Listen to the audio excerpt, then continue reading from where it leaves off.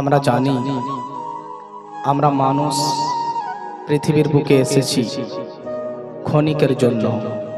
আমরা জানি পৃথিবীতে এসেছি কিছু কাল কাটিয়ে যাব। অনেক মানুষ তো চলে গেল, বাবাও চলে গেছে, মাও চলে গেছে।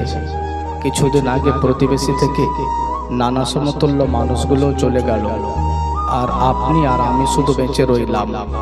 মানুষ যখন ইন্তেকাল করে তখন আমরা সকলে বলি মানুষটা জোয়ান পাহাড় মানুষ, একেবারে অকালেই মৃত্যু হয়ে গেল। আশ্চর্যজনক জিনিস, এই ভেবে আমরা মনের মধ্যে দুঃখ পোষণ করি, কিন্তু আসলে এটা আশ্চর্যজনক জিনিস নয়। মানুষটা চলে গেছে অকালে, এটা আশ্চর্য নয়। আশ্চর্য তো এটাই যে এখনো আপনি ভালো আছেন। জোরে বলি না সুবহানাল্লাহ।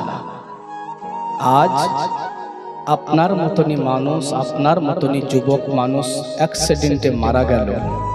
একসঙ্গে খেলাধুলা করতেন, অ্যাক্সিডেন্টে মারা গেল। একসঙ্গে শৈশব কাল কাটিয়েছেন, আজকে ওই মানুষটা ইন্তেকাল করে পরকাল গমন করেছে, কিন্তু আপনি এখনো বেঁচে আছেন। লাখো শুকরিয়া আল্লাহর দরবারে, আল্লাহর দরবারে যে আল্লাহ এখনো পর্যন্ত আমাদেরকে বাঁচিয়ে রেখেছেন।